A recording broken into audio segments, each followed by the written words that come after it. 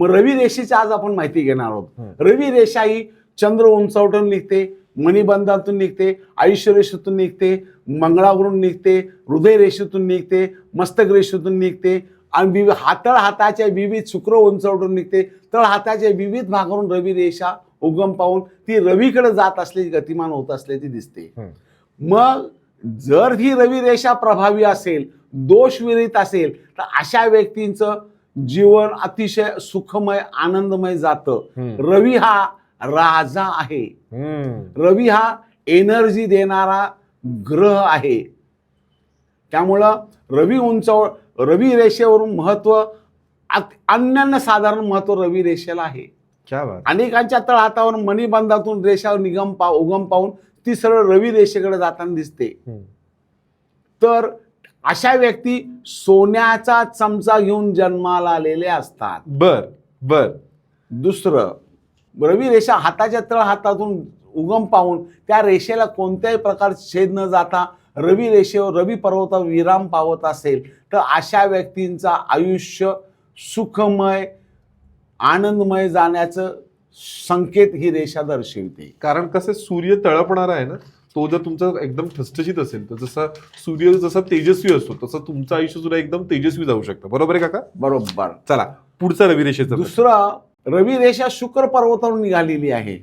एखाद्या व्यक्तीच्या तळहातावर रवी रेषा शुक्र पर्वतावरून निघाली, उगम पाहून ती सरळ रवी पर्वतावर गतिमान होत असताना स्थिर होत असेल, तर अशा व्यक्तींच्या भाग्योदय हा विवाह झाल्यानंतरच होतो.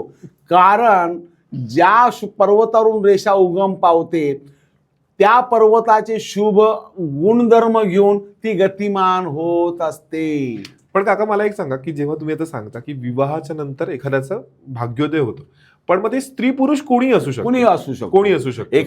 एखाद्या महिलेच्यावर रवी रेषा शुक्र पर्वतावरून निघत असेल, उगम पाहून दोष विरहित असेल आणि रवी पर्वतावर जात असेल, तर अशा स्त्री पुरुषांचा विवाह झाल्यानंतर भाग्योदय होण्याचे संकेत जास्ती असतात. सो जर तुमचा नवरा किंवा बायको हे तुमच्या आयुष्यामध्ये असंच काय म्हणतात सूर्यासारखं तेज घेऊन आलेले असतील आणि जर लग्नानंतर तुमचा छान अशी भरभराट झाली असेल, तर आम्हाला कमेंटमध्ये येस म्हणून नक्की सांगा. काका जाऊयात पुढच्या प्रकाराकडे. आता रवी रेषेचा तिसरा प्रकार मी काढलेला आहे. आयुष्य रेषेतून रवी रेषा उगम पाहून रवी पर्वतावर जात असेल, एखाद्या व्यक्तीच्या तळहातावरील रवी रेषा आयुष्य रेषेतून उगम पाहून रवी पर्वतावर जात असेल, तर अशा व्यक्तींचा स्वतःच्या कर्तृत्वावर विश्वास असतो, स्वतःच्या कर्मावर विश्वास असतो. आपलं कष्ट, मेहनत या गोष्टीवर ते भर देतात आणि त्याच्यातून यश संपादन करतात. क्या बात आहे. सो जसे सूर्याची गुण असतात तसंच हे सगळे गुण आहेत. जर एखाद्याची रवी रेषा आयुष्य रेषेतून उगम पाहून रवी पर्वताकडे जात असेल, तर अशा व्यक्ती आपल्या बरोबर दुसऱ्या लोकांना सुद्धा बरोबर घेऊन विकास, डेव्हलपमेंट करण्याचं कार्य करतात. ही इंडिकेशन या रवी रेषा देते. सो मला असं वाटतं की जे मोठमोठ्या कंपन्यांचे जे बॉसेस आहेत त्यांच्या हाताची रवी रेषा ही अशी असावी की जे फक्त एकटे मोठे होत नाहीत, तर सगळ्यांना बरोबर घेऊन मोठे होतात. सो एक काम करा, तुमचा बॉस किंवा तुम्ही जर जिथे काम करत असाल की जिथे तुम्हाला माहिती आहे की अरे हा माणूस खूप चांगला लीडर आहे, त्याच्या हातावरची अशी रवी रेषा आहे का नक्की पडताळून बघा. पुढचा प्रकार. आता दुसरा प्रकार घेतला मी मंगळ पर्वतावरून निघणारी रवी रेषा. मंगळ पर्वतावर उगम पाहून, मंगळ पर्वत कोणता? हा एक मंगळ आणि दोन मंगळ. पहिल्या मंगळ पर्वत रवी रेषा उगम पाहून आयुष्य रेषेला क्रॉस करून, मस्तक रेषेला क्रॉस करून, हृदय रेषेवर क्रॉस करून रवी पर्वतावर गतिमान होत असेल, तर अशा व्यक्ती सशस्त्र दलामध्ये उत्तुंग कार्य करतात. कारण का मंगळाचा गुणधर्म घेऊन ती रवी रेषा रवीकडे जात असते. रवीचे गुणधर्म पण मिळतात त्याला आणि मंगळाचे पण गुणधर्म मिळतील. मग अशा व्यक्ती हिम्मतबाज, धडाडीकेबाज, म्हणजे झोकून देऊन काम करणारे असतात. वा.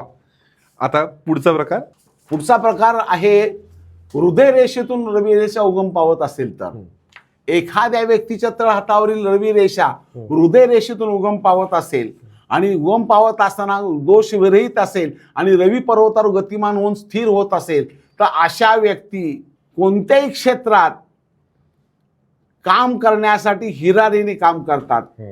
अशा व्यक्तींच्या वयाच्या त्यांच्या 35 वर्षानंतर भाग्योदय होण्याचे संकेत ही रेषा दर्शविते. म्हणजे ते आपण म्हणतो ना मराठीमध्ये म्हण आहे की बाबा लात मारीन तिथनं पाणी काढीन, त्याची म्हण या नाही, लोकांना. अशा व्यक्ती अशा प्रकारची रवी रेषा जर असेल तर अशा व्यक्ती प्रयत्न करणं कधी सोडत नाही. प्रयत्न वाळूचे कण रगडिता तेलही गळे असं पण म्हणू आणि शकतो. अपयश आले तरी सुद्धा खचून जात नाहीत. त्या अपयशावर मात करण्यासाठी आटोकाट पर्यंत करतात, पण त्यामध्ये ते यशस्वी होतातच. वा. आपले रवी रेषेचे प्रकार अजून बघायचेत आपण.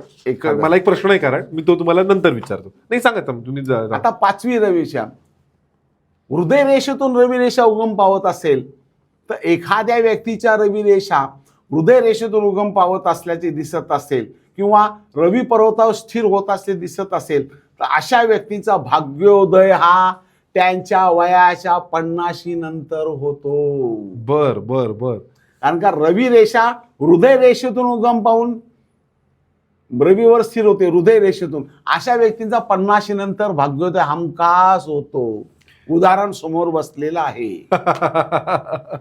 काका, मला ना एक प्रश्न मगाशी ऍक्च्युली धनरेषेच्या वेळेस सुद्धा विचारायचा होता, जो विचारायचा माझा राहून गेला.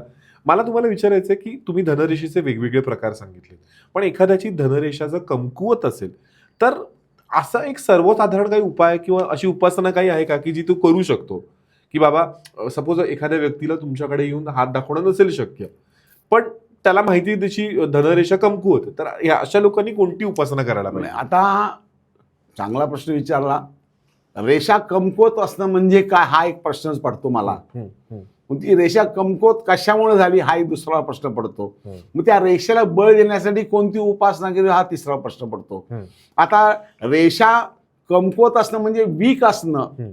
जर वीक असेल तर ज्या व्यक्तीची धनरेषा रवी रेषा थोडक्यात म्हणजे धनरेषा वीक असेल तर अशा व्यक्तींनी महालक्ष्मीची उपासना जरूर करावी.